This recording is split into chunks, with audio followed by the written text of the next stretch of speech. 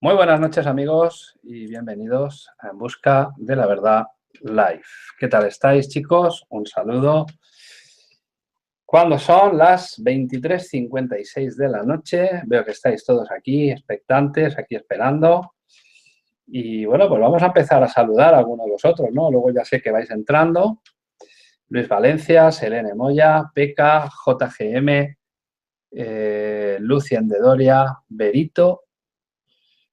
¿Quién hay más por aquí? Bueno, ahora estáis poquitos, pero iréis entrando como siempre. Ya sabéis, las notificaciones. José Reyes, buenas noches.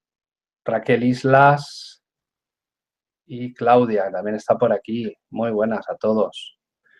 Vamos a ver quién más hay, quién más hay. Ismael, hola campeón, un saludo. Vamos a ver quién más. Bueno, iréis entrando conforme os voy mencionando, vais entrando. Buenas noches. Cacique con limón, ya vais entrando todos. Melissa Alonso, ¿qué pasa? Alex Phillips 33, muy buenas noches, campeones. Un saludo. Bueno, hoy vamos a hacer un directo diferente.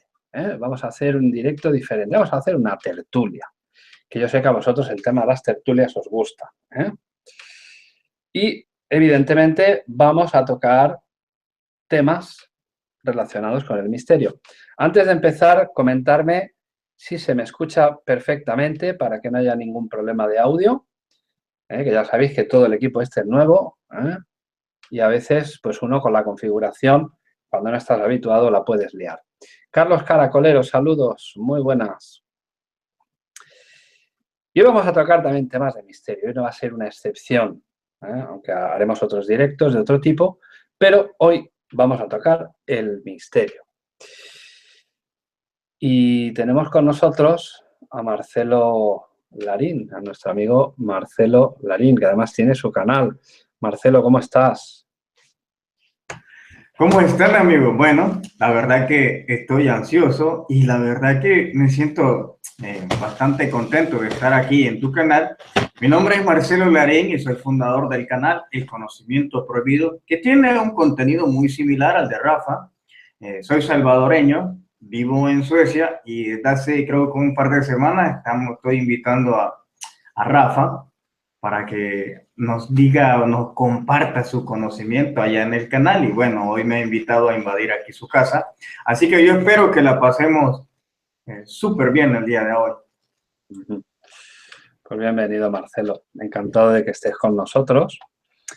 Ya sabéis, pues nada, su canal, luego el que nos diga un poco también las reseñas de, bueno, de los contenidos también que tiene en su canal, que yo sé que tiene cosas muy interesantes.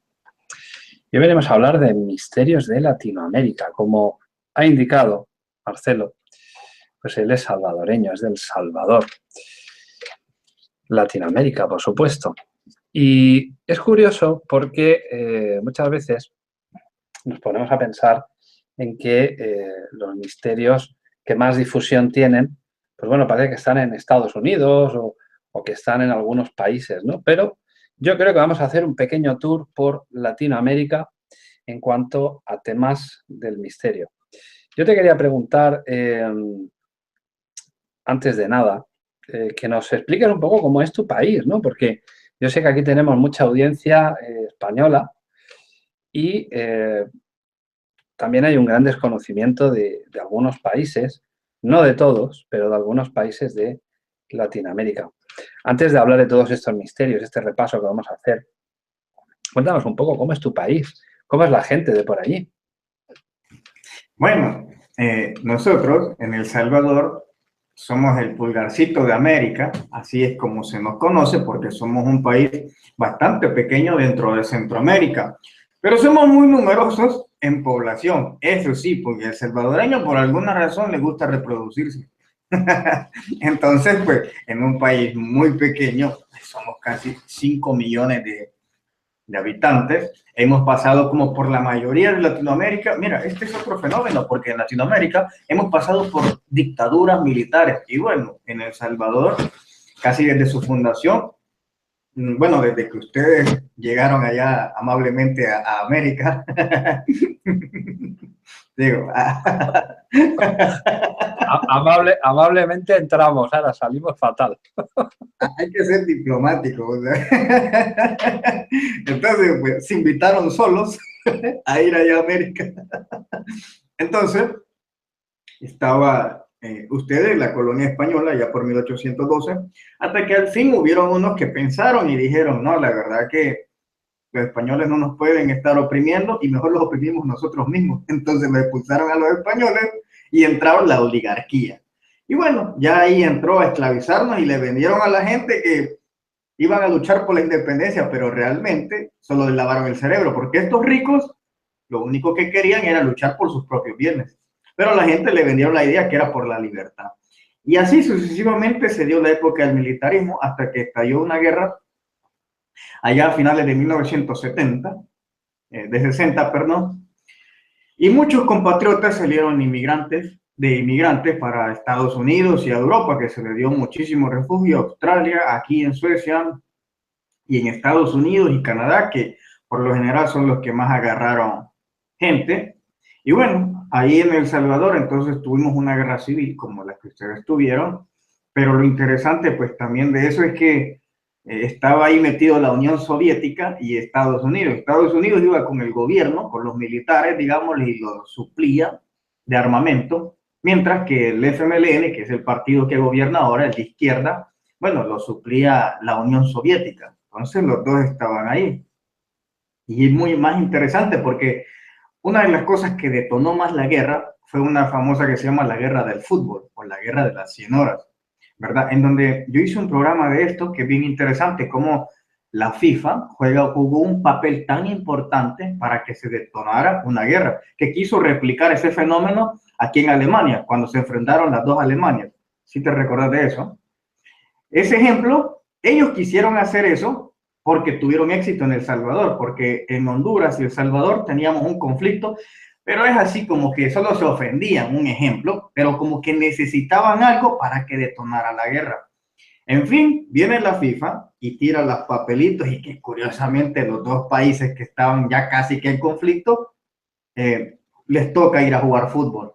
Bueno, entonces ya sabes que el fútbol levanta pasiones y también muertos. Y comenzó, le tocó a El Salvador ir a Honduras, perdimos 1-0, después Honduras, le toca ir a El Salvador, pierden 2-1, y ahora para desempatar se tuvo que ir a México, porque México jugó un gran papel también dentro de Centroamérica, ha jugado mucho, un papel bastante antagónico, llamémoslo así, presta su estadio, ganamos, al regreso se desata la guerra, pero escuchad lo más interesante, porque el día que se desata la guerra es que el día que Neil Armstrong se va a la luna. El día que Neil Armstrong llega a la luna, ese día ya desaparece la guerra. ¿Te imaginas? Duró el trayecto que dura la luna, el mismo día y en la misma fecha. Y solo duró 100 horas. Eso es todo. Solo eso es lo único que duró. ¿Quién cree que se benefició de esas 100 horas? Pues se benefició Estados Unidos y Rusia porque empezaron a venderle armas a El Salvador. Y bueno, de hecho, pagamos todavía un impuesto de guerra, se llama, que es por los préstamos que nos hicieron para la guerra, que curiosamente todo el mundo le ayudaba a El Salvador para que se matara, pero a la hora de la paz y la reconstrucción todos se lavan las manos y se van. Entonces, bueno, eso es de las partes curiosas. Luego se firman los acuerdos de paz, ahí a principios de los 90, se firman los acuerdos de paz una vez más en México, se firman los acuerdos de paz, y bueno, de ahí, de los acuerdos de paz, entonces se deshace lo que era la guerrilla y ahora se vuelve un partido político que es el que llega ahora al poder. Pero dentro de eso hay una secuela, porque como vos sabés, o bueno, no sé si ahí llegan muchos refugiados, pero al menos aquí a Suecia llegan muchos de Somalia, de Siria, y es gente que trae muchos traumas, ¿verdad? Entonces el problema es que allá en El Salvador creyeron que se acabó la guerra, ok, ya andamos tranquilos, pero se les olvidó que hubo una generación de niños que vivió la guerra, que estuvo traumada, que vio gente muerta, y son los que mutaron ahora a las pandillas, que bueno, ya son muy conocidas para ustedes. Son prácticamente los hijos de la guerra. ¿Por qué? Porque el gobierno se encargó de intentar medio reconstruir, o más bien lavar dinero, y decirnos, miren, construimos un puente, pero se olvidó invertir en la sociedad, en esos traumas que traían esos niños, que bueno, son los que se convierten ahora en estas pandillas que son bien documentadas y creo que son de las cosas por las que El Salvador es bastante conocido. Así que ahí es una breve historia. Luego comienzan ya la época democrática, que se empiezan a elegir los gobiernos. Y bueno, 20 años nos gobernó, más bien yo le llamo una dictadura del partido Arena, que así se llamaba, hasta que fue un quiebre en el 2009, que la gente pues ya dejó de vender su voto por una camisa, porque le daban una camisa y una cancioncita, me acuerdo, y la gente ya iba a votar por este mismo partido.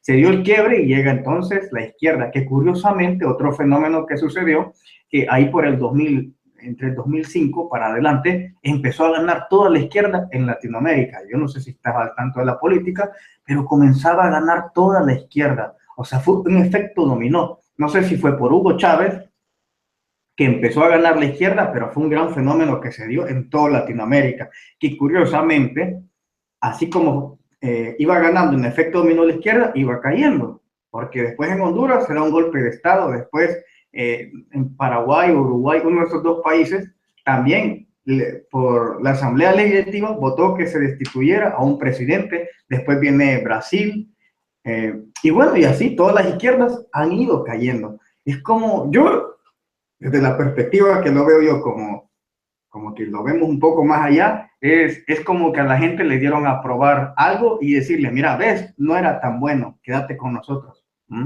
Porque era curioso que toda la izquierda empezó a ganar. O sea, toda la izquierda empezó a ganar y de repente toda la izquierda empieza a perder. Entonces, es como que a la gente le dijeron, bueno, miren, para que no molesten, les vamos a dar de que prueben qué es la izquierda. Y después van a darse cuenta que era mejor estar con la derecha, porque la derecha siempre está concorde con Estados Unidos. Y bueno, esa es una breve historia de El Salvador. En El Salvador es un país súper bonito. Yo estuve ahí hace como unos 3 meses que fui a dar unas conferencias y no es porque sea mi país, pero como es un país pequeño, te queda todo cerca, las playas, volcanes, parques, las mujeres, porque hay más mujeres que hombres, todo te queda cerca. Entonces, es súper chévere en ese aspecto. El país lo puedes recorrer en 5 horas, 6 horas, lo puedes recorrer. Tenemos frontera con Honduras, Guatemala, así que es súper, súper atractivo también. Tenemos arqueología, tenemos muchísimas cosas y todo, como es un país pequeño, pues puedes ir a distintos lugares rápido, vida nocturna, playas, o sea, tenemos casi todo. Muy curioso, muy curioso. Muy buena la descripción y el repaso histórico que nos acabas de hacer. Yo creo que es importante conocer los demás países que están pues, hermanados con nosotros en cultura y en muchísimas cosas. Yo, sinceramente, cuando se habla, que lo has mencionado tú, ¿no? Que los españoles no fuimos invitados allí. Yo siempre digo lo mismo, se encontraron un continente y bueno, ya se trajeron todo lo que podían, ¿no? Eso es otra cosa, ¿no? Pero bueno, esto ya evidentemente pues hace pues mucho tiempo, hay países que ya son independientes desde hace 200 años, España y el mundo, evidentemente, reconoce la soberanía de todos estos países. Son los países que conforman la querida Latinoamérica para nosotros, ¿no? Con lo cual, pues es como unos hermanos, ¿no? Como suelo decirlo yo. Y de hecho, ya no solo por la cuestión de ser americano, ¿no? En sí, sino que yo creo que la humanidad estamos muy hermanada, somos todos muy parecidos y no somos tan diferentes. Pero bueno, es un punto de vista, ¿no? Y sobre todo cuando hablamos de Latinoamérica. Mira, ahorita, Marcelo, antes que empecemos, yo venía en el avión y me acuerdo que venía con una de España y bueno, veníamos hablando y de repente tocamos el tema de esto, de cuando los españoles llegan a América y después me dice, y ella hace una reflexión bastante interesante, pero porque dijo, imagínate, dijo, nosotros llegamos a América, dijo, y bueno, les dimos nuestro idioma, nuestra cultura, y ahora, dice, Latinoamérica toda se mete a España. Y yo le digo, claro, el karma. Hoy nosotros los invadimos a ustedes. Claro, claro. No, también, estos son épocas, ¿no? Son épocas de migraciones de población que dónde puedes ir mejor que a un lugar que hable en el mismo idioma que el tuyo, ¿no? Por Claro. ejemplo, en Inglaterra vemos muchos hindús y pakistaníes. ¿Por qué? Pues porque hablan inglés y vemos países árabes que están en Inglaterra o que gente de países árabes o en Estados Unidos. ¿Por qué? Pues porque tienen la misma influencia lingüística, ¿no? Y máxime cuando estamos hablando de que el idioma oficial, salvo en Brasil, en el resto de Latinoamérica, pues es el español, ¿no? Entonces, tenemos todas esas papeletas, salvo tú que te has ido a Suecia.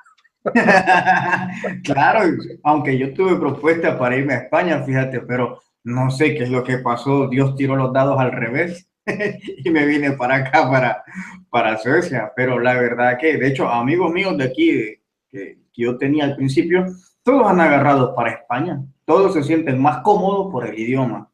Ajá. Oye, una pregunta, tú que eres de habla hispana, ¿es muy complicado hablar sueco? Sí, te lo prometo que es más difícil que el inglés. Mira, al principio cuando vine, o sea, decían tantas cosas, yo intentaba comprender algo y no entendía nada, ni de inglés, ni de español.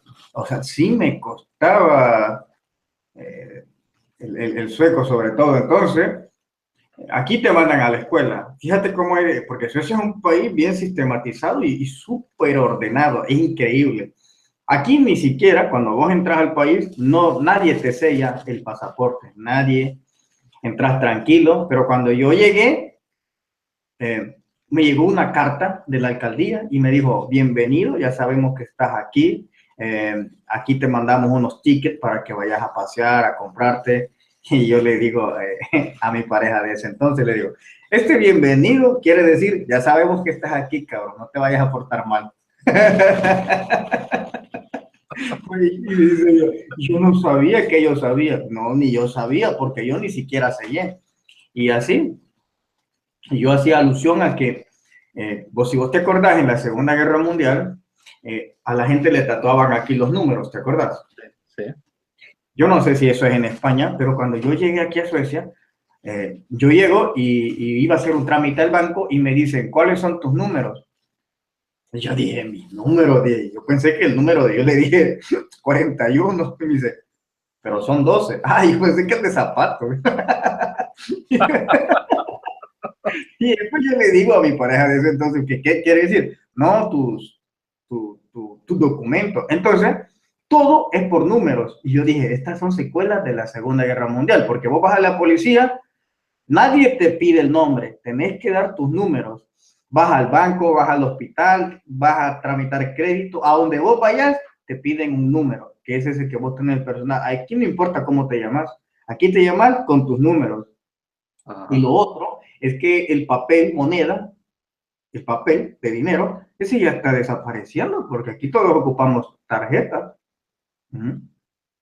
Esas son de las otras cosas curiosas que están aquí en Suecia, en donde, o sea, todo el mundo paga con su tarjeta. Es raro, pero muy raro quien anda billetes. Es muy raro los que andan contando. Todos solo manejan billetes, todo el tiempo. Perdón, la tarjeta, porque esa es primordial. Y ahora el nuevo sistema que podés pagar como con el teléfono. Pero de ahí se está volviendo más electrónica la cosa. Tú sabes una cosa, Marcelo, a mí me gustaría pagar con el pensamiento, ¿eh? Que hubiese un receptor y yo dijese, soy millonario. Pero eso no lo van a inventar todavía. Evidentemente no somos millonarios. Pues bueno, Marcelo, vamos un poquito avanzando con esto de Latinoamérica, de misterios de Latinoamérica. Y Bueno, cuando hemos estado, antes de entrar, tú me has mencionado algunos sitios que me parecen interesantes. Me has estado hablando de Chile, concretamente. claro, de Chile. De hecho, es uno de los países que a mí me gustaría mucho visitar y lo tengo ahí pendiente. Bueno, está la isla de los Rapa Nui, que ya muchos han hecho documentales de esto, pero está una muy famosa que hasta ya pareciera que parece discoteca. Y yo dije, se volvió discoteca. Estoy vapeando. Yo Sí, dije, eso me un truco de magia está haciendo para desaparecer. Te lo Sí, prometo que me solo pongo, esperé, ya lo ves. desaparezco de aquí y aparezco en Suecia. No sé, cualquier Claro, truco. yo eso pensé porque vi el humo. Ay, Dios. Adelante, adelante, Marcelo. Entonces, está esta famosa isla que se llama Isla Friendship.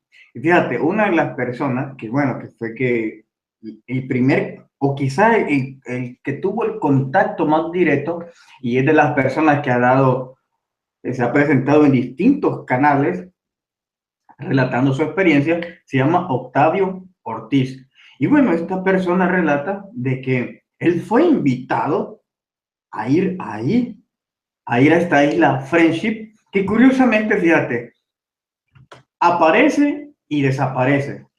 Es así, aparece y desaparece, pero también los habitantes de esta isla, que pareciera que es fantasma, que ese es el término que podemos ocupar, pero también podríamos ocupar, yo me lo he planteado muchísimas veces, porque yo le he dedicado 1 o 2 programas a esto. Podría ser un OVNI. El OVNI es el objeto submarino no identificado, y que tenga un camuflaje de una isla, porque si bien es cierto, él incluso da las coordenadas, pero lo más curioso de todo es que cuando uno la busca, no está, no aparece, pero hay distintas personas que han dicho que ahí está, que han estado en ese lugar. De hecho, estas personas de la isla Friendship los describe como blancos, rubios y altos. Y algunos, por un momento, pensaron que pudieron haber sido alemanes nazis que estuvieron ahí, porque bueno, sabemos que los nazis también punteaban en la tecnología, en submarinos, en muchísimas cosas.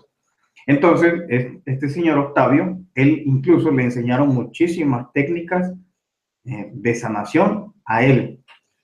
Otra historia que yo encontré dentro de ello es que estos se acercan a un muelle y compran ganado que ya está súper enfermo.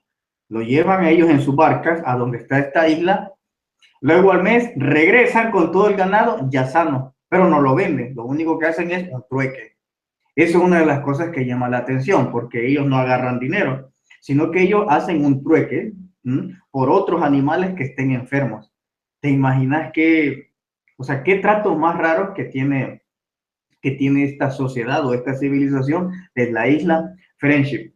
Aparentemente todos creían que era un mito, pero cuando sale este señor Ortiz y empieza a hablar y incluso muestra algunas grabaciones de voz, hay una también que me llamó la atención, que le dicen, ¿a dónde están? Y dice, estamos aquí arriba, pero ahorita ustedes no nos van a ver porque está nublado. Y estaba como una especie de transmisor y salen a ver y efectivamente arriba estaba nublado, pero podían ver una luz que estaba parpadeando así camuflajeada dentro de las nubes. Y ahí sale una grabación de donde está hablando esta voz muy robótica que me llamó la atención al caso que ustedes tuvieron allá por el 60 o el 70, el del caso Humita, donde aparece una grabación. ¿Sí la has escuchado? Sí, Entonces, el tema humo, sí, correcto. tema Sí. humo. Esa misma voz muy parecida es la que tiene este señor Octavio Ortiz. Las islas que aparecen y desaparecen, créeme que no es ya producto de la imaginación. Para esto nos vamos a ir allá para un país que yo le tengo mucho aprecio y mucho cariño, México. Este se llama la Isla Bermeja. No sé si alguna vez has escuchado de la Isla Bermeja.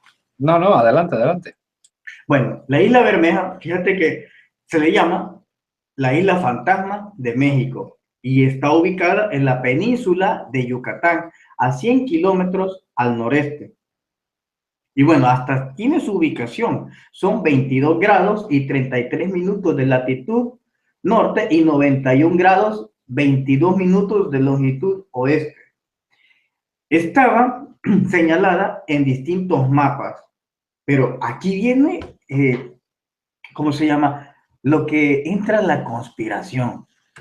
Y fíjate que, es más, voy a ver si puedo compartir pantalla, ¿verdad? Aquí.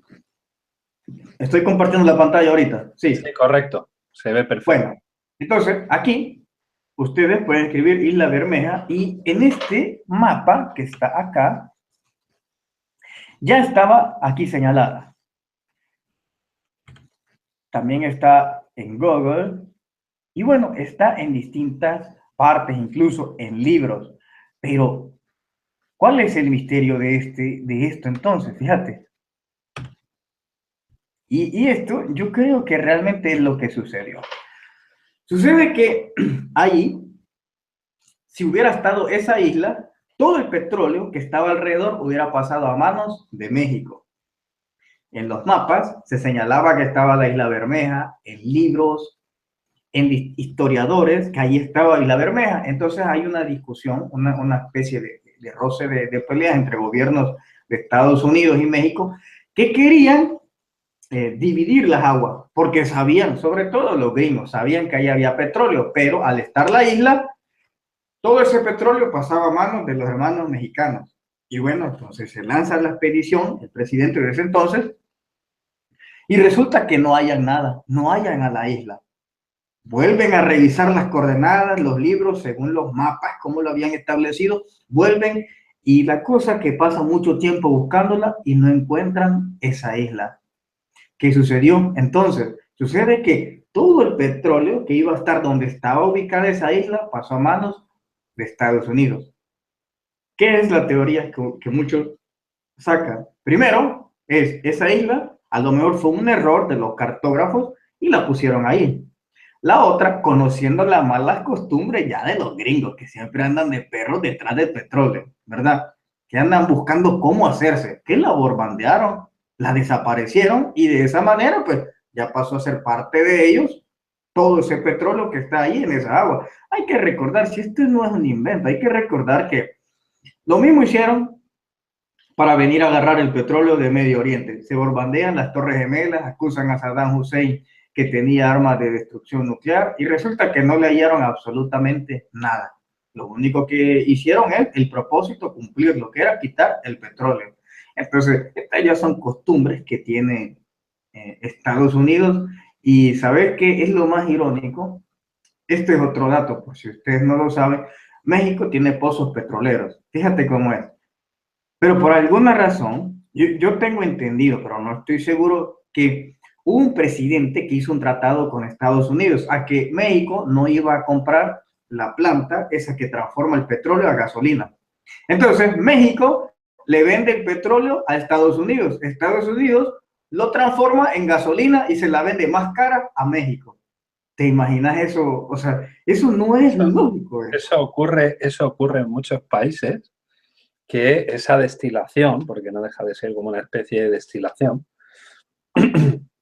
se vende el crudo, que es como se llama, el oro líquido, el oro negro, el crudo, se le vende a Estados Unidos y Estados Unidos lo transforma y luego lo pone en el suelo de cualquier país al precio que le da la gana.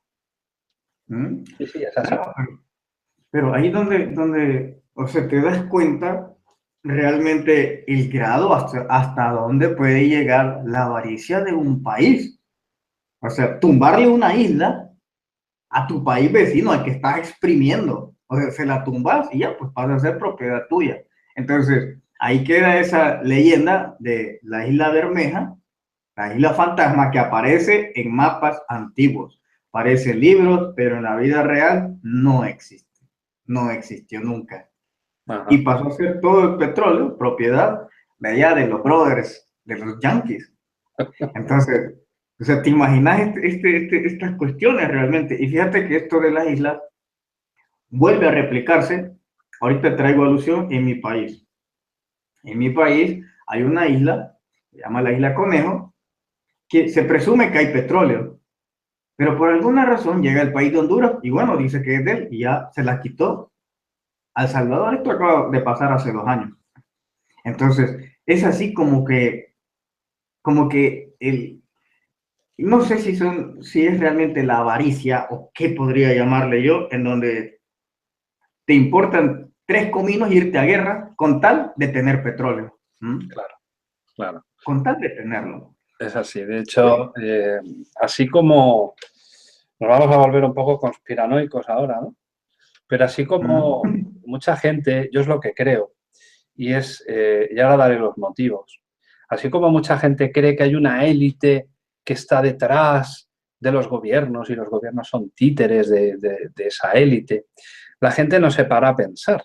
Pero esa élite no dejan de ser empresarios.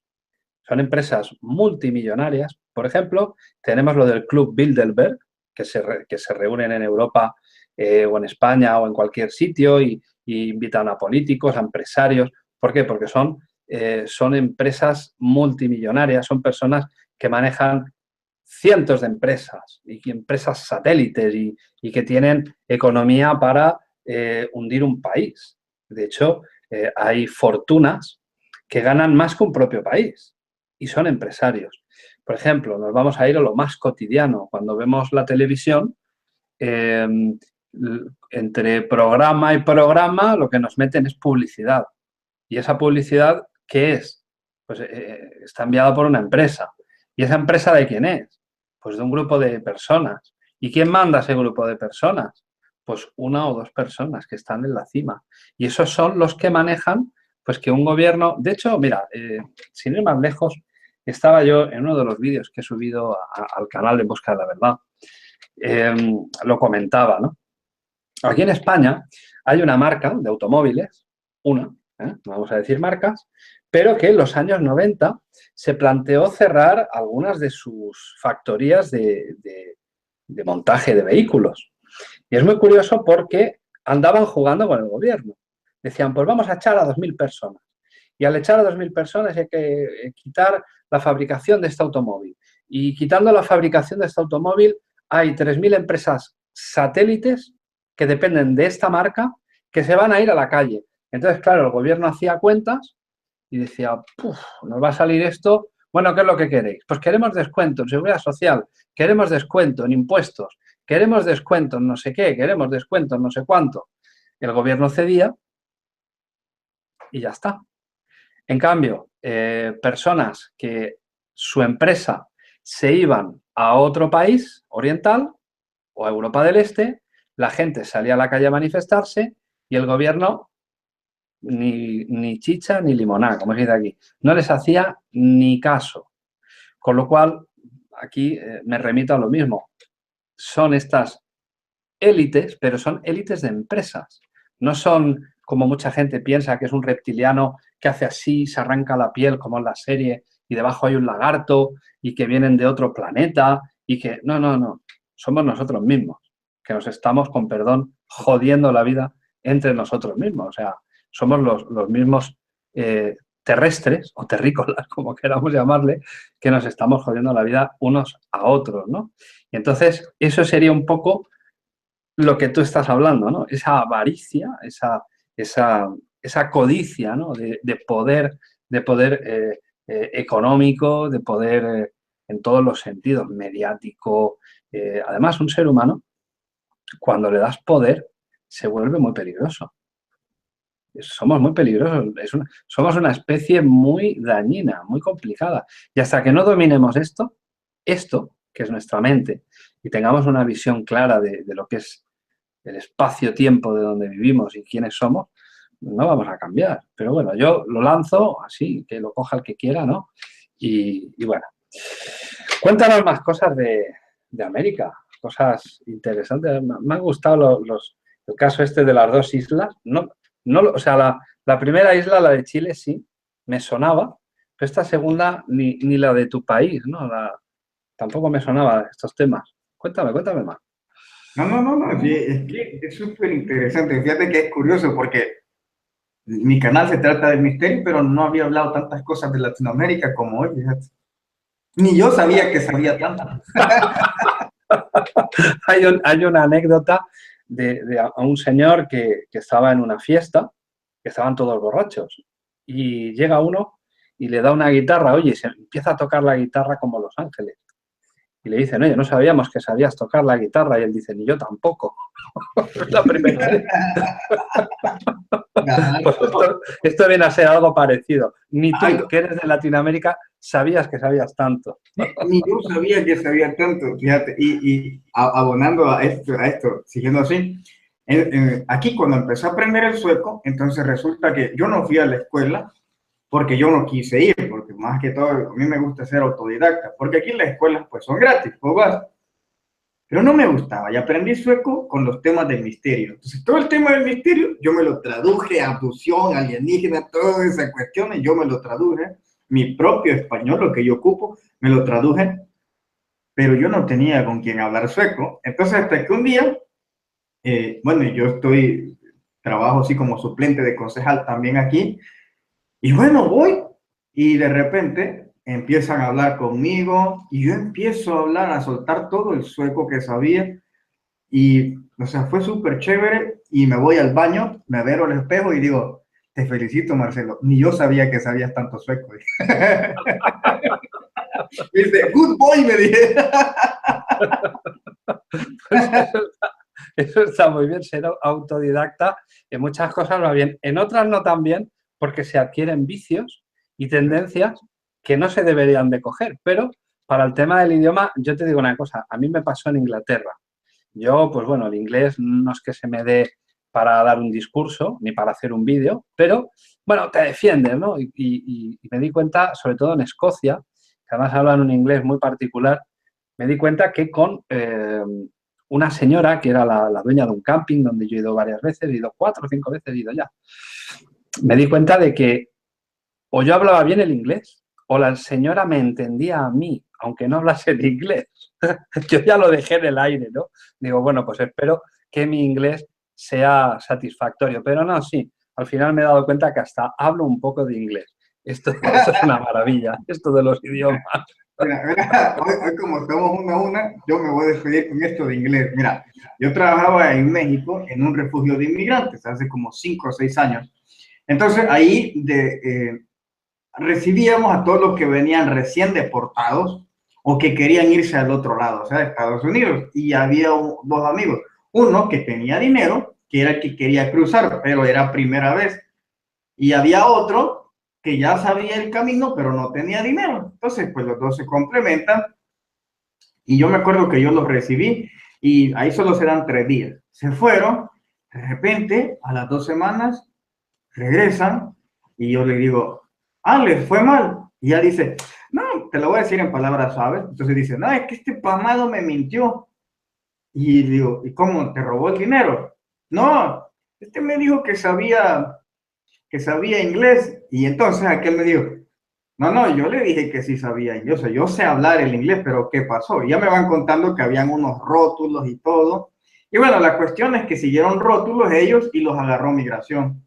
Y entonces yo les digo, pero ¿qué pasa? Le digo, a ver, explícame. Es que yo le dije, él me preguntó si yo sabía hablar inglés.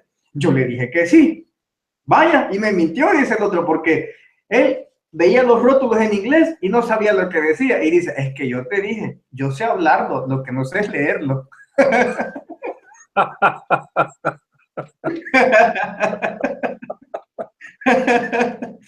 Pues así no iban a ir muy lejos estos dos, ¿eh? No, solo hablarlo, pero no leerlo. Bueno, está muy bien que hagamos bromas sobre todo esto porque yo siempre lo digo y nadie me hace caso. Yo creo que soy un bicho raro, ¿no? Soy un bicho súper raro. Y siempre digo que el misterio, se puede hablar de misterio, el misterio debe de unir a la gente porque todos tenemos una serie de... El misterio no deja de ser una inquietud personal de cada uno.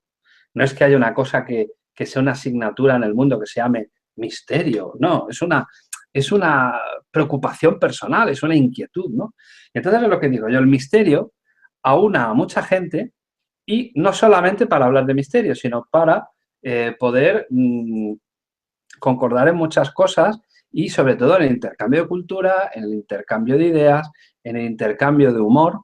Y el humor, si no hay humor, esto lo digo muy en serio, si no hay humor, no hay nada. Y lo mejor que hay en la vida es tomárselo todo con alegría. Yo cuando de vez en cuando visualizo algún vídeo, antes de publicarlo, sobre todo en este último tiempo, yo me veo muy serio. Y sí, los temas requieren una seriedad, ¿no? Porque estás hablando de algo, de unos datos, estás dando pues una serie de cosas que son interesantes, que luego cada uno coja lo que quiera, ¿no? Pero yo me veo y me río de mí. O sea, yo me veo y digo, no hay que darle más humor, ¿no? Pero esto es muy curioso porque hay gente que se molesta. Hay gente que se molesta cuando añades un poquito de humor a algo que no es de risa, sino un poquito seria y añades un poco de humor. Enseguida la gente se te echa encima. Oye, que este tema no es para reírte. Bueno, pero como hoy estamos contigo, nos reiremos todo lo que nos dé la gana a ti y a mí. Exacto. De hecho, fíjate que mi canal es del misterio, pero siempre digo un chiste, saco alguna locura y es lo que a la gente le gusta porque yo tengo el mismo pensamiento que vos, que el misterio, ok, pues está chévere, pero el misterio no quita que vos vas a ser el que sos. ¿Mm? Así, dentro de esto, incluso se hace más ameno, fíjate, cuando uno está hablando y de repente uno hace un su chiste, no, es súper chévere, te despierta, incluso hace que estés más atento de Claro. ello. Después podemos hacer un hangout de chistes.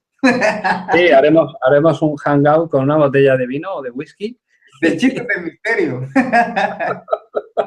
Los chistes contados por gente del misterio. Que a veces hay gente que no tiene gracia y el misterio es reírse, pero esto es otra cosa ya diferente. Y cuando digamos un chiste y digan no le entendí, es que ahí está el misterio, investigarlo. Claro. Luego llega el típico que te dice, es que es humor inteligente. Y que acabas de entenderlo. Pues bueno, vamos a avanzar un poco más. Hoy sí, ya pasaron los anuncios. Hoy sí, volvemos a tomar nuestros trajes. Retomamos un poco la seriedad. Pero bueno, de vez en cuando no está mal tener un poco de humor en todo esto, ¿no? Claro, no está mal. Entonces, decía que pasamos por México, estas dos islas, que tocaba la isla de Honduras, esta que nos lo quitó. Y bueno, pero Honduras también tiene unas ruinas que se llaman las ruinas de Copán. Sí. Son unas cosas, son unas bellezas también las que están ahí las ruinas. Bueno, yo he tenido oportunidad de visitarlas. De hecho, para que la gente también vea un poco, las vamos a ir colocando aquí para que las vayamos viendo. Bueno, aquí están las ruinas de Copán en Honduras. O sea, realmente son una belleza. Ahí vos las podés ver.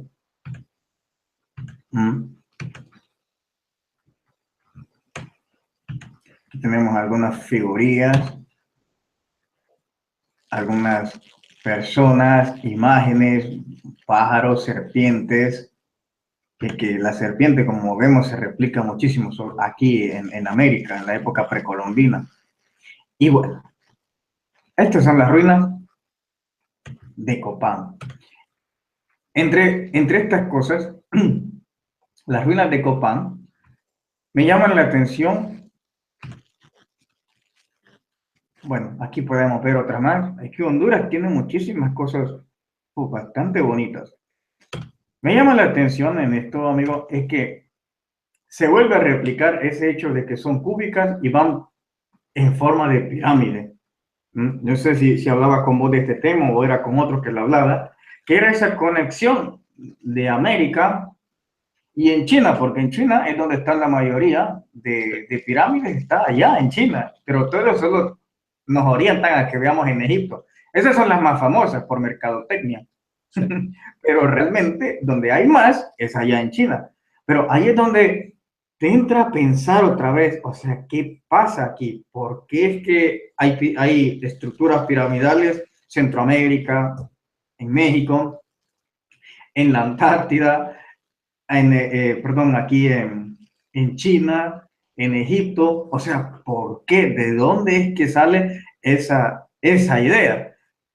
O sea, ¿hubo alguien que fue y les enseñó? O como yo te decía el chiste la otra vez, era porque estaban aburridos y se pusieron a construir pirámides solo porque estaban aburridos. Yo no creo que sea eso. Es decir, alguna conexión, alguna civilización alguna persona, algún extraterrestre, algún ente tuvo que haber sido el puente de conexión que llevó a que en América se hicieran estructuras así piramidales, en China se hicieran estructuras piramidales, en Egipto se hiciera de la misma manera. Es decir, tuvo que haber algún puente, algún ser, una civilización madre, qué sé yo, que enseñó a hacer estas pirámides. Esas son de las cosas que también me llaman muchísimo la atención en América, esa conexión que todos tenemos. Incluso hasta podríamos teorizar que si es así, un ejemplo, que las pirámides de Egipto fueron egipcios que llegaron hasta Latinoamérica y pudieron enseñar cómo se hacen estas estructuras piramidales. De hecho, como vas a ir ahí a México, andar a Teotihuacán, y o sea, es una cosa impresionante ver todas esas pirámides ahí que están, la del Sol, la de la Luna, y otra vez esto la de las pirámides, que se vuelve a repetir, tanto en África como en América y Centroamérica. ¿Por qué pirámides? O sea, ¿por qué algo piramidal? En San Salvador también tenemos, en El Salvador tenemos ruinas también. Y vuelve a replicarse este fenómeno. Una vez yo le preguntaba a una persona, yo le decía, ¿por qué crees que el ser humano quiso hacer pirámides? Y bueno, él me hizo una comparación y me dijo, así como los castores, me dijo, los castores pues hacen las presas y nadie les enseña, es por instinto, me dijo, que van y lo hacen. Y no sé, yo me quedé así con eso porque yo dije, o sea, no tiene mucha lógica en este caso, aunque el ejemplo fue bueno, ¿verdad? Porque los castores no están conectados entre sí, pero van y hacen las presas como que si estuviesen programados para hacerlas. Y el ser humano, según este amigo, me intentó dar a entender eso, que el ser humano solo se le ocurre y dice, bueno, voy a hacer pirámides porque estoy aburrido y como no hay fútbol, no está el Madrid versus el Barcelona, voy a ir a hacer pirámides para no estar aburrido. Como no hay Facebook, voy a ir a hacer pirámides. O sea, me parece un poco gracioso, pero el punto que yo rescataba de esto es que posiblemente podríamos pensar de que fuimos programados para una cierta generación de la humanidad crear pirámides. Porque, pues, para que estén allá en África, para que estén en Asia, para que estén en Europa, en Letonia, creo que también se han encontrado. Y luego también en Centroamérica, a lo mejor en un pasado, esa generación fuimos programados para hacerla. Yo rescato esto del ejemplo que me dio el amigo del castor. No están conectados, pero van y hacen eso. Van y hacen este tipo de presas, como si estuviesen programados ya estos castorcillos. Hace poco estuve leyendo un estudio de cosas absurdas. Y a veces las cosas absurdas no son tan absurdas. Cuando nosotros estamos hablando y tenemos un lápiz, ¿no? Un bolígrafo, un papel, y estamos tomando apuntes, nadie se ha dado cuenta que en ocasiones nos da por hacer monigotes, ¿no? Dibujitos en el papel, en una esquina, en hacer... ¿Nadie se ha dado cuenta que dibujamos cuadrados y círculos? Y eso, según este estudio, es algo programado en nuestro cerebro de forma automática. Es decir, que alguien está tomando un apunte o yo os podría enseñar mis apuntes, ¿eh? Y yo a veces, cuando estoy leyendo tal, yo voy cogiendo apuntes, o oigo algo, voy cogiendo apuntes y luego pues apoyas el bolígrafo en la libreta, ¿no? Y sin darte cuenta, pues es como si estuvieses escuchando, pero haciendo otra cosa, ¿no? Y estás haciendo pues, cuadraditos, círculos. Y es muy curioso porque la geometría es algo que está implícita en nuestro cerebro. Y ahora yo pregunto yo, si estamos programados como los castores, bueno, pregunto, o digo yo, no sé, es una teoría muy buena, ya la había oído, esta teoría, pero Marcelo, los castores, si hablamos de esa teoría, ¿no? Lo hacen en cualquier lugar del río, en una zona estratégica del río y tal, ¿no? De hecho, hay un estudio sobre las presas que hacen los castores y no guarda un patrón, mientras que en el ser humano las pirámides sí guardan un patrón. están alineadas, tienen una geometría casi perfecta, por no decir perfecta, toda su numeración, como si fuese un código a descifrar de cada pirámide, tiene un sentido, que es muy curioso. Pero yo me quedo con ese estudio absurdo que nosotros hacemos circulitos y cuadraditos en un papel, de forma automática. Cosa más rara, ¿no? Quizás estemos programados, como dices tú. Ahí, pues, es un punto a investigar, ¿no? Mira, puede ser eso, lo de estar programados. Ese puede ser una explicación. Puede ser también porque estaban aburridos y se pusieron a hacer 2 millones de bloques allá en Egipto, solo por no estar aburridos. Y la otra, que es posible que pueda ser, y voy a tomar un ejemplo de la Segunda Guerra Mundial.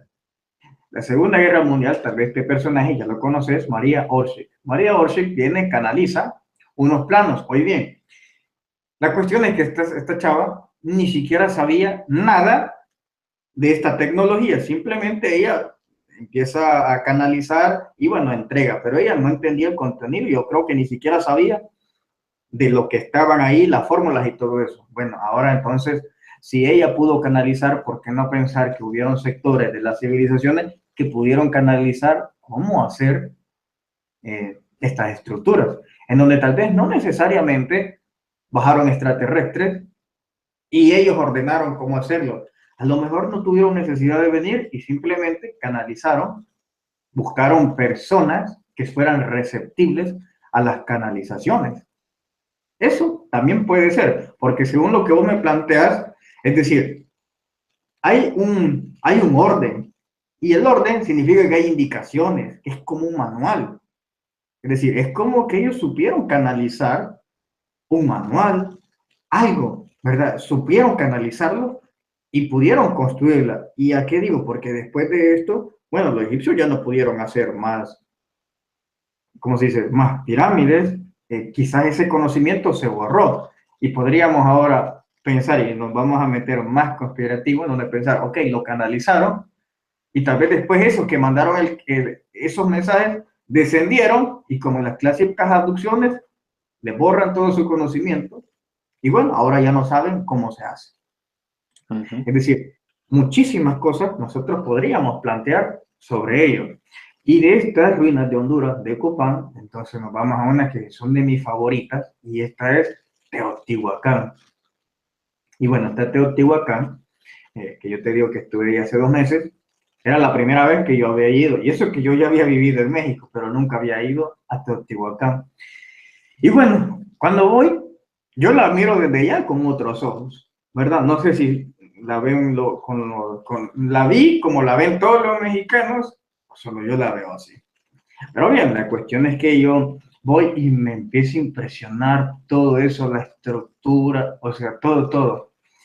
Y me llamó la atención porque vos le preguntas a un arqueólogo y te da una explicación súper rebuscada para quedar bien.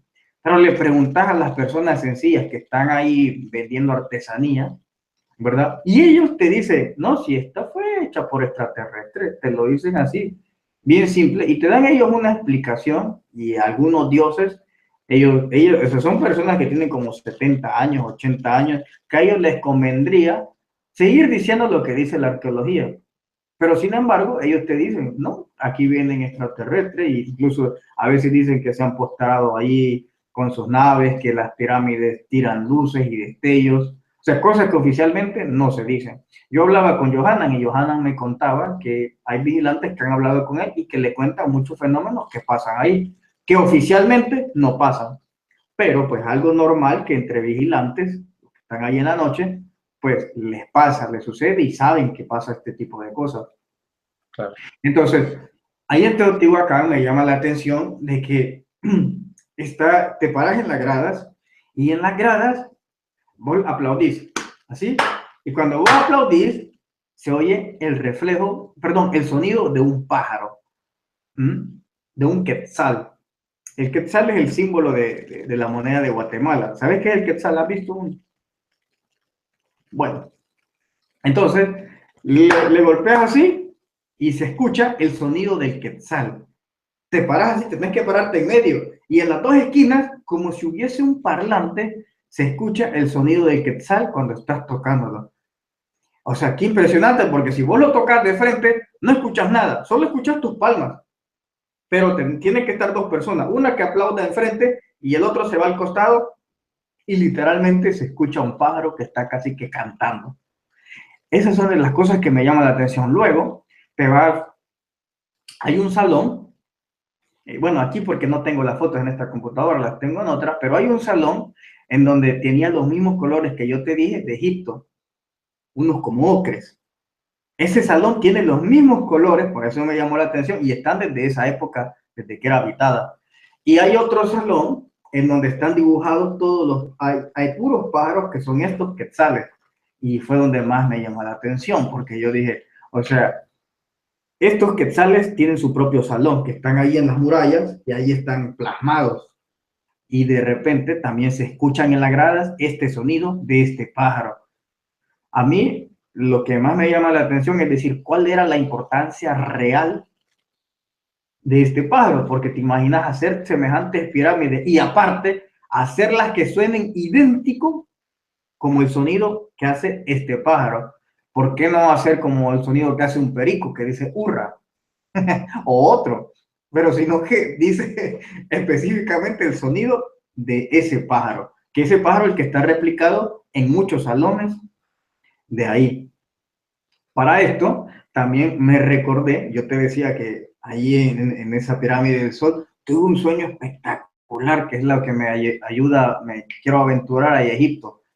Que ahí en Egipto, que te dije que en ese mismo sueño, una voz me dijo, aquí está la respuesta. Y se me vino un pájaro, ese que está ahí en Egipto, ¿verdad? Porque hay un pájaro ahí, como forma de humano. Sí, hay un dios que es la representación del ibis, sí, de un dios, sí. Siento que tengo que ir ahí y enlazar por qué hay pájaros ahí. Incluso en la Biblia está el Espíritu Santo, es representado así, en forma de un pájaro. ¿Ah? O sea, hay muchas cosas que me llamaron la atención específicamente ahí en Teotihuacán. Otra, se llama ahí la ciudad de los dioses o donde los hombres se convierten en dioses. Fíjate, yo tenía una novia que, bueno, ella me explicaba, es mexicana, y entonces ella me explicaba más o menos su punto de vista, que ahí eran escuelas iniciáticas, ¿verdad? De iniciación, y bueno, que ellos se transformaban, pero en mentalidad y en espiritualidad. Pero cuando ya estuve ahí, recordé sus palabras, y claro, es posible que sí, pero de esto, ¿sabes qué? Me recordó el hecho, aquel episodio que hace Juan José Benítez sobre los Dogos. Si vos lo tenés ahorita en memoria, entonces él hace este documental y en parte explicaba de que los Dogos le dijeron de que se metían a las naves y entonces cuando se metían a las naves, pero ellos no le decían naves, sino que le decían casas, se metían a las casas y cuando salían de ahí, salían como superhombres. Salían con mejores pensamientos, mucho más sabios, prácticamente había una transformación ahí cuando se metían en estas esferas. Entonces, cuando yo me recordé de esto estando ahí, yo dije, a lo mejor pudo haber sido en el pasado muy similar. A lo mejor, así como la historia de los Dogons, pudieron haber venido seres del espacio que en sus naves transformaban a las personas ahí, los hacían más sabios y por eso el nombre de la ciudad donde los hombres se hacen dioses. Entonces, la serpiente también es mucha simbología que está ahí en Teotihuacán. O sea, es impresionante todo, incluso hasta la profecía que decía que tenían que encontrar una serpiente, perdón, un águila encima de un nopal y cogiendo una serpiente. Eso fue como una profecía y dicho y hecho, los nativos encontraron eso y fue ahí donde ellos se establecieron posteriormente. Es decir, tiene mucho misterio este país de México. Y qué hablar también, esto que está de moda, que acaba de pasar, creo que en Portugal, o me corregís, sobre lo de la Virgen de Fátima, es ahí, ¿verdad? En Portugal. Sí, en Portugal, Virgen de Fátima, que hace poco ha hecho 100 años ya de todo esto. Claro, en México también tienen su versión, tienen la Virgen de la Guadalupe. Yo me imagino que has de haber escuchado la Virgen de la Guadalupe, ¿verdad? Sí, sí, sí, sí. Bueno, entonces, eso es otro, que viene, se le aparece a este nativo y de repente, bueno, le aparece plasmada aquí como en su camisa y lleva rosas. Tiene su propia catedral, la Virgen de la Guadalupe. Y de hecho, pues allá no es nivel de Virgen de Guadalupe, allá es nivel Dios, porque pues el nivel de adoración que le tienen a la Virgen de Guadalupe, allá te impresiona, o sea, es impresionante porque, por ejemplo, entras a iglesias en donde, pues sabes, la iglesia católica lo más típico es que esté el crucifijo, ¿verdad? Ahí enfrente, pero en México no, está la Virgen de la Guadalupe y Jesús está a la par. Este tipo de iglesia yo la pude ver en Oaxaca, por ejemplo.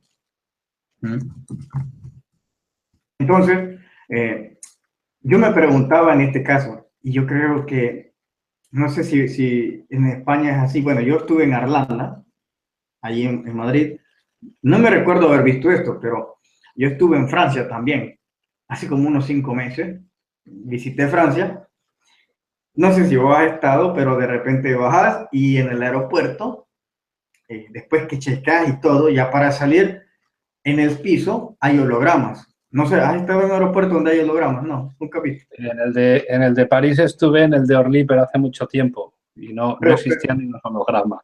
no existía. Bueno, yo sí, porque estuve hace poco. Entonces estuve ahí. Yo iba caminando, eso fue creo que en noviembre o octubre, algo así, fui por una semana, y iba caminando y de repente voy viendo que salen unos peces del suelo y empieza, y yo me asusté. Y yo dije, ay cabrón, o sea, no me fijé y pensé que caí en una pecera o algo así. Y en mi misma ignorancia dije, pero me mojé los zapatos, dije yo, porque se vio tan real, te lo prometo, y se movía. Y en ese momento dije, no, este es un holograma, dije. O sea, créeme que yo me sentí así, o sea, súper ignorante me sentí en ese momento cuando vi, casi me imaginé que así sintieron mis antepasados cuando vieron los barcos de ustedes. Wow, ¿qué es eso? Entonces, creo que la misma cara puse yo. Cuando vieron los barcos aquellos, yo pues, ¿qué es esto? Cuando vi los hologramas y saqué una pesca para ver si agarraba un pescado. Yo intentando hacerlo así con la mano a ver si agarraba uno. Y bueno, lo que yo quiero decirte es que yo dije, o sea, lo vi y en el momento se me vino este hecho, cuando se presenta la Virgen de la Guadalupe, con el... Vamos a esperarme. Creo que se llamaba Juan Diego. Creo que así se llamaba. Juan Diego, sí, así se llamaba, Juan Diego. Y bueno, que es al que se le presenta la Virgen de la Guadalupe. Bueno, sucede que yo me puse a pensar. Yo dije, si hoy en pleno 2017, y bueno, yo tengo acceso a la tecnología como la gran mayoría, vemos cosas, y para rematar estoy metido en estos temas, y un holograma en el suelo me vaciló. Y me puse a pensar, ¿cómo no se han de haber vacilado al indio Juan Diego? ¿Por qué no pensar que fue un holograma el que le proyectaron a él? Porque pudo haber sido un holograma, porque además de él nadie más lo vio. Y precisamente fue a él al que se le presentó, a un nativo, no a un europeo, sino a él, a un nativo. Entonces, ahí fue donde me surgió la idea de pensar, bueno, ¿por qué no pudieron haberle proyectado a él un holograma y de esa manera él haber creído que se le había presentado un ser divino? Partiendo de ahí, porque de verdad que ese momento me hizo reflexionar a mí que es posible que nuestra historia, nosotros, ¿verdad? Como que va siendo medio guiada y corregida para que nos hagan creer que nosotros somos las que la escribimos, pero que realmente no, y posiblemente pudieron haber pasado personas del espacio que proyectaron un holograma para algún proyecto, que bueno, yo creo que después el gran proyecto de todo es el mestizaje, una nueva raza que iba a salir de ustedes y los nativos y que saliera esta belleza.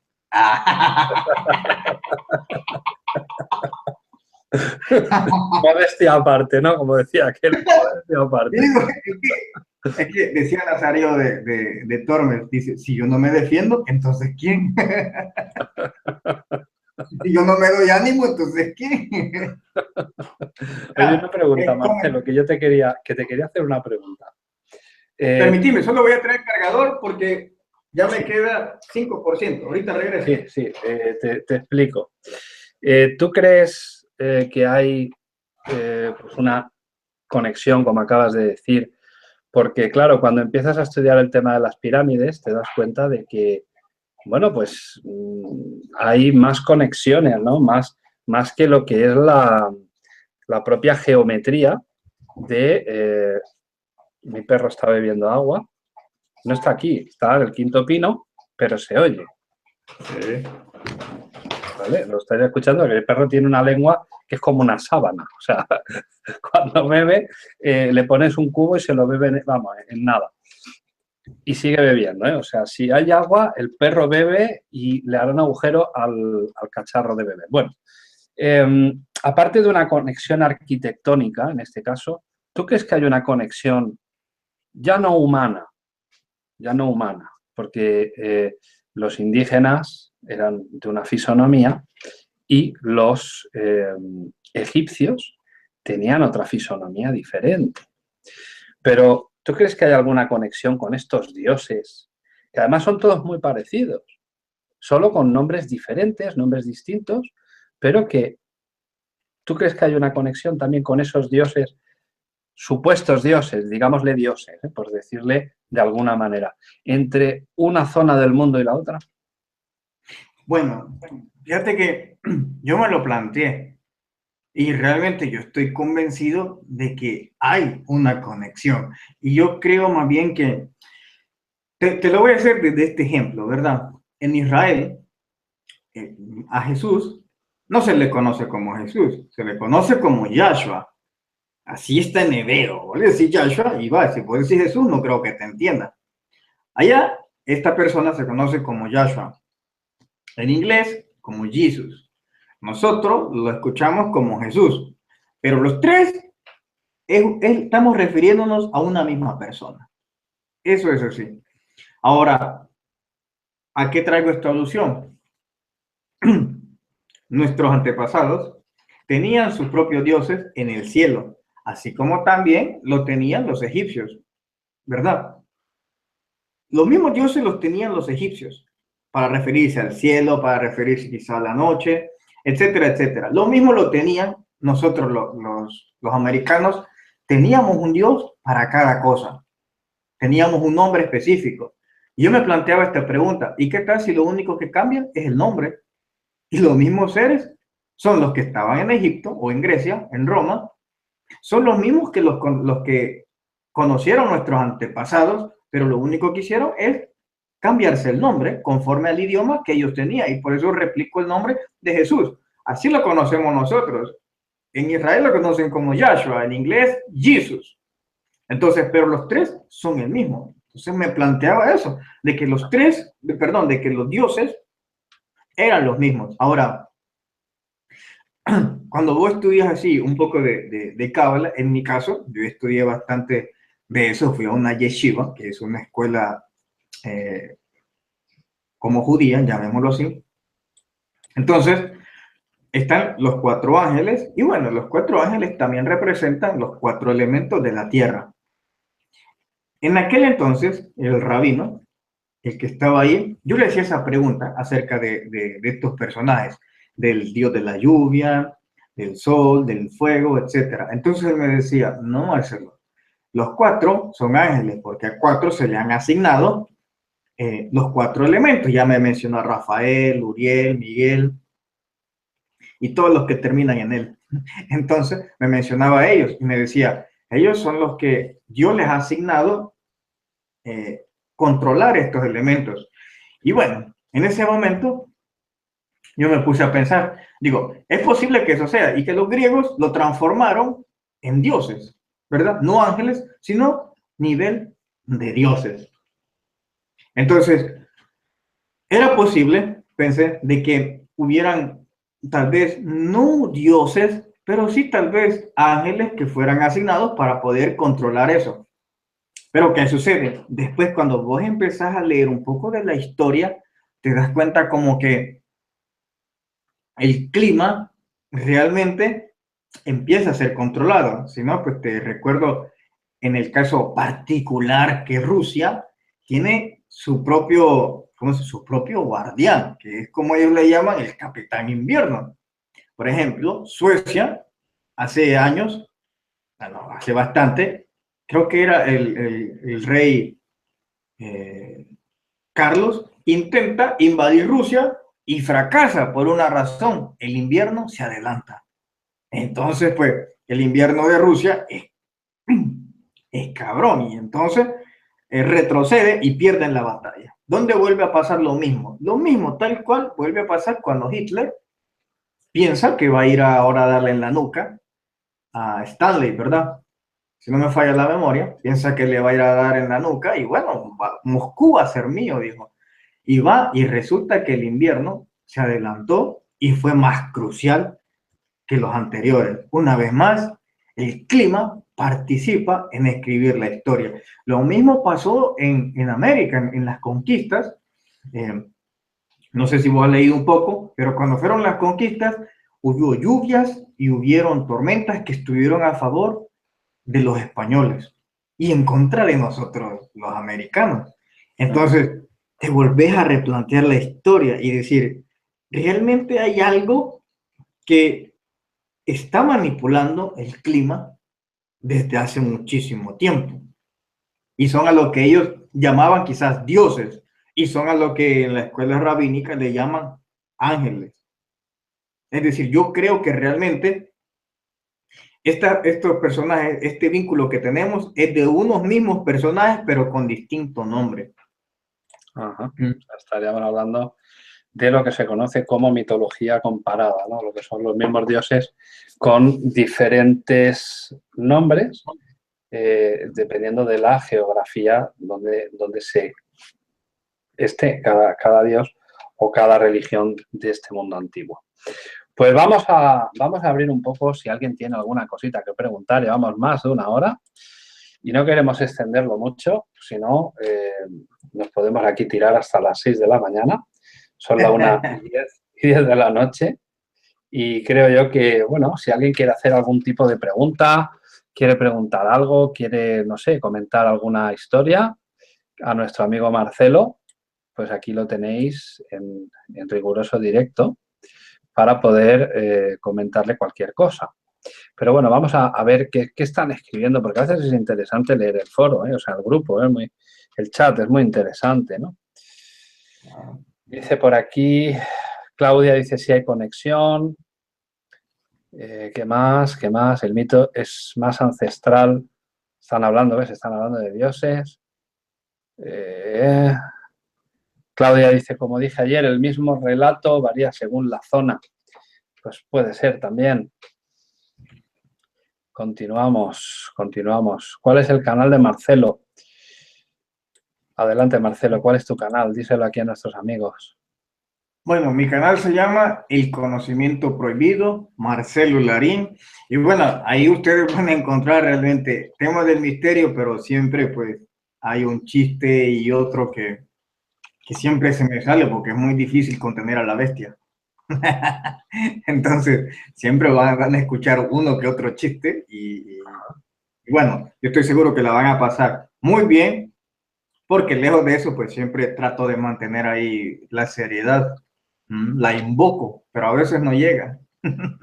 Acabo de pegar aquí en el chat tu canal para que la gente pueda acceder y aquí también voy a poner un enlace en la descripción de este vídeo de tu canal, ¿vale? Ahora ya lo puede ver aquí la gente. Si refrescáis F5, pues os aparecerá en la descripción y si no aquí en el chat del grupo para que vayáis a Bueno, el canal de no se nuestro la ve, amigo. Les voy a mostrar.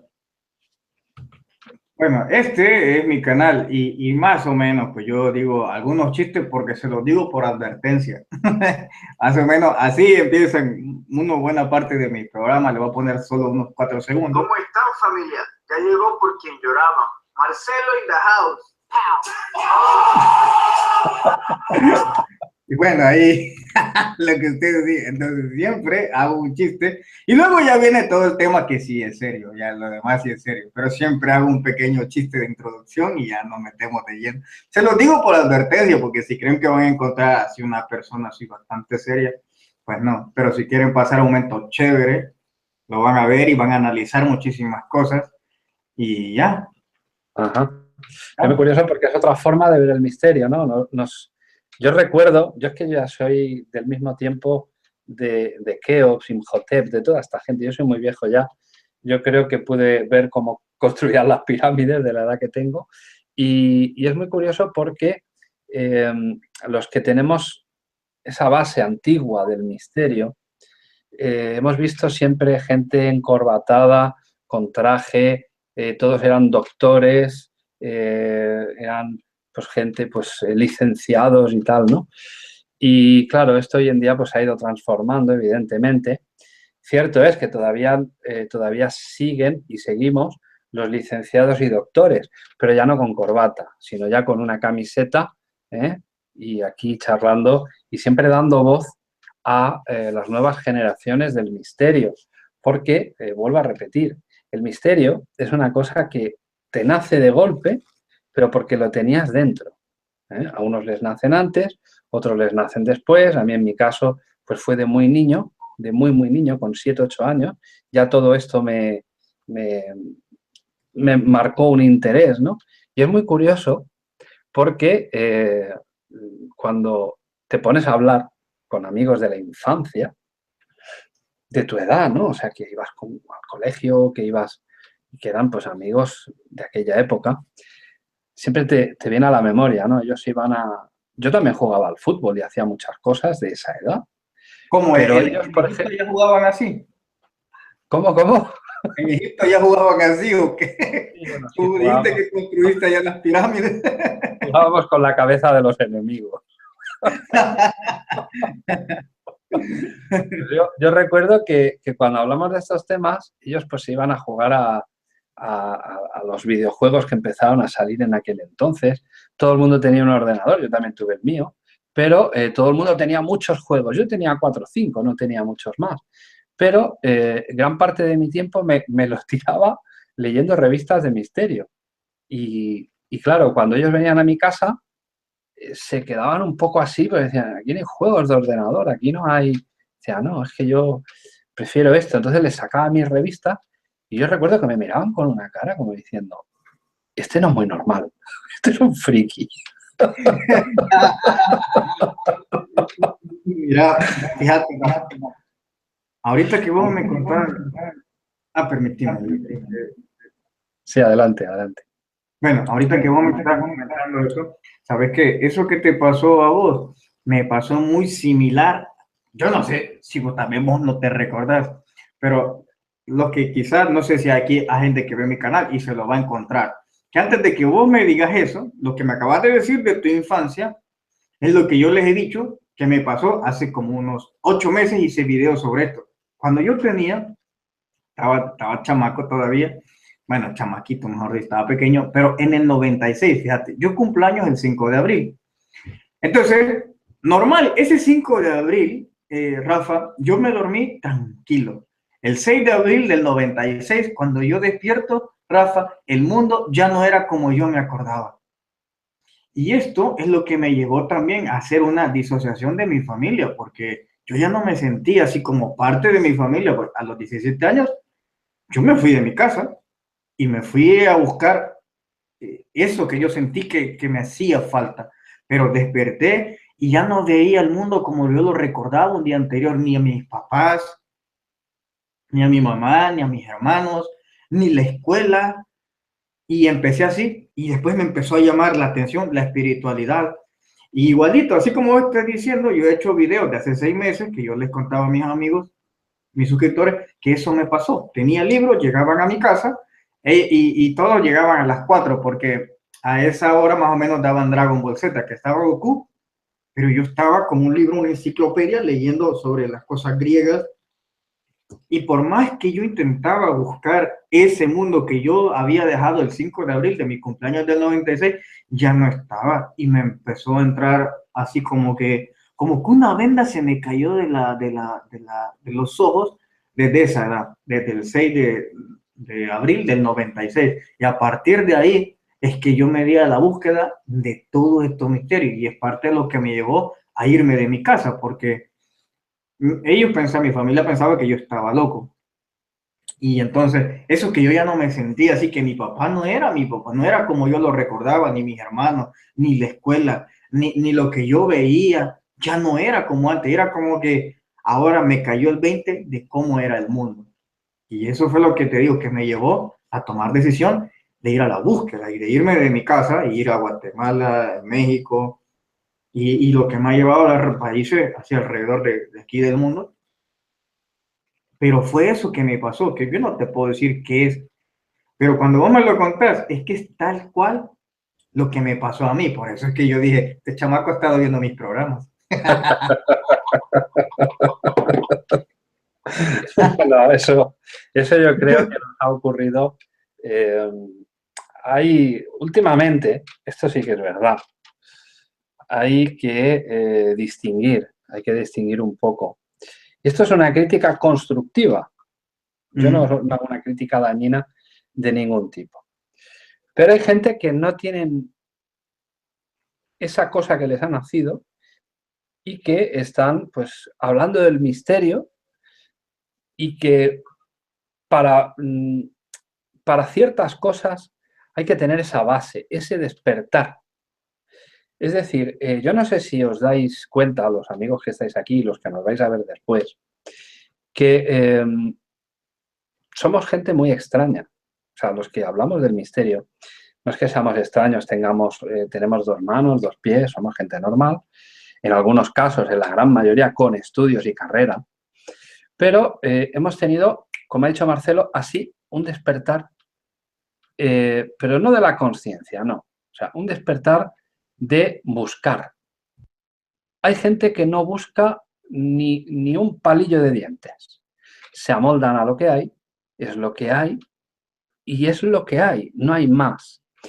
Nosotros sabemos lo que hay perfectamente y, de hecho, tenemos que estar constantemente, pues, metidos en esta corriente social que existe y en pues toda esta sociedad, ¿no?, de consumo, de pagos, de dinero, de pa' aquí, de para allá, de todo esto sí. Pero hay unos momentos en nuestro día, no es que seamos diferentes, sino tenemos otro tipo de inquietudes, que hoy, sin ir más lejos, yo andaba ya detrás de unos artículos de ciencia y en el canal En Busca de la Verdad he subido un vídeo que hablo, pues, de estos órganos, que es una creación genética que están haciendo impresoras en 3 dimensiones de órganos del cuerpo humano, ¿no? Y claro, y te planteas, bueno, ¿y a eso quién tiene acceso? ¿Yo tengo acceso? No. Tiene acceso las élites, la gente que tiene dinero, los que están por encima, tal. Entonces, te preocupas de eso, que tú eso lo hablas en una cafetería y te dicen, oye, ¿tú estás tonto? No. O sea, no es cuestión de estar tonto ni de ser un friki, sino es de preocuparse. Quizá también nos preocupamos e indagamos y buscamos cosas que la gran mayoría lo dan por hecho, lo dan por asumido y no se preocupan. Entonces es aquí la diferencia. Esta es la verdadera diferencia. El que está aquí porque le ha nacido y el que está aquí en este mundo del misterio porque piensa que esto da dinero. Esto da más problemas que dinero. Esto no da dinero ninguno. Esto es una ruina total. Esto es una ruina. Porque gastas más de lo que recibes. Y esto es verdad. Ahora te haces un viaje y te haces esto, te haces lo otro, que si ahora invierte, que si ahora tal y que cual, y se acabó.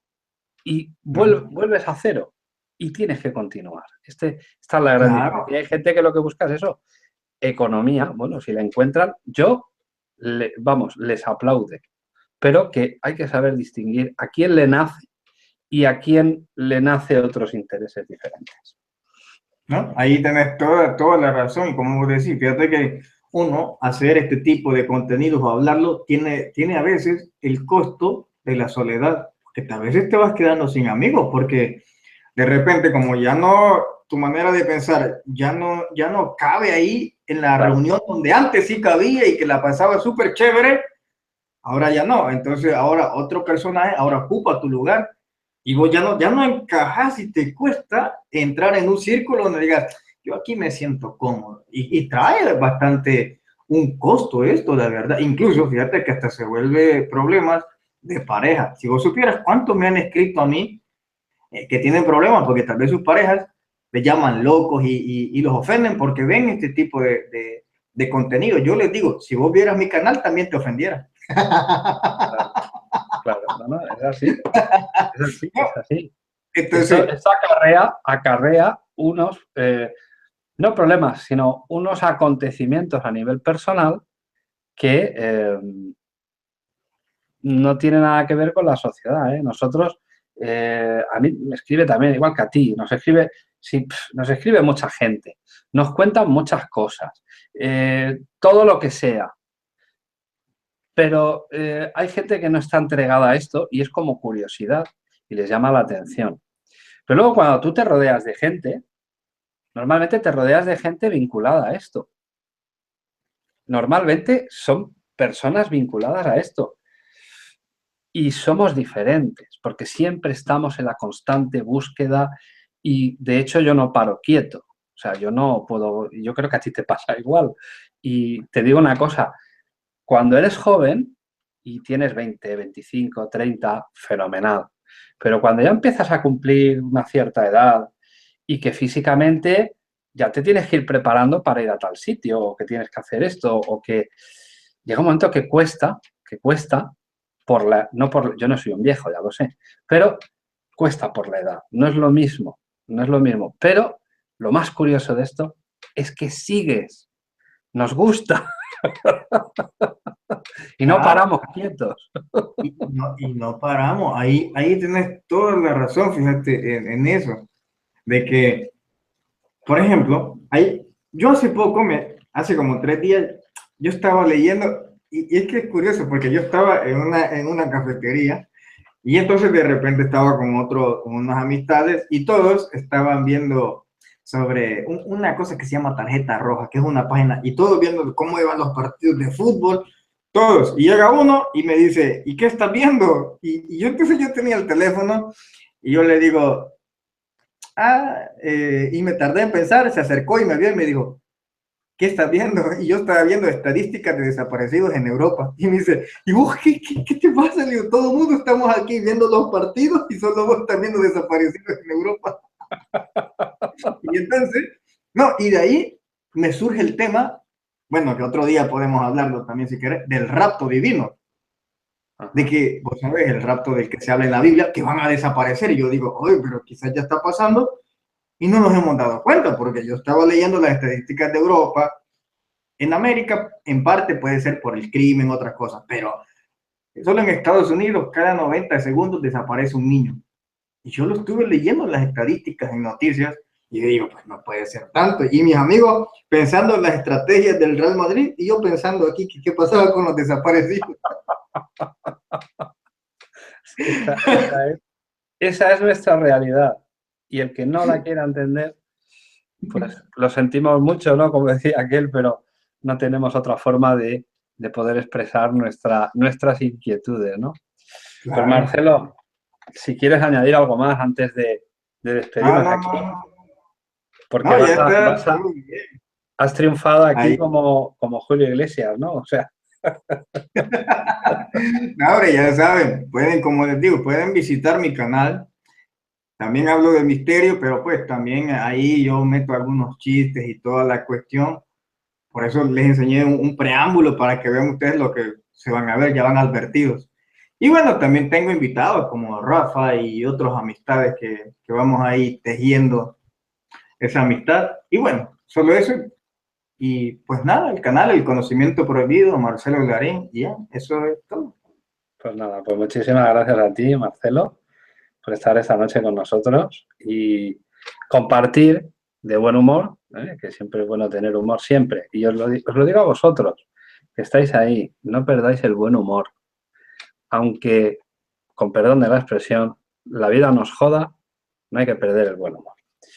Marcelo, muchísimas gracias por estar con nosotros y ya sabes, esta es tu casa y nada, tendremos noticias tuyas y hablaremos contigo y te tendremos aquí más veces y esas cosas, así que muchas gracias, ¿vale? Dale, cuídense.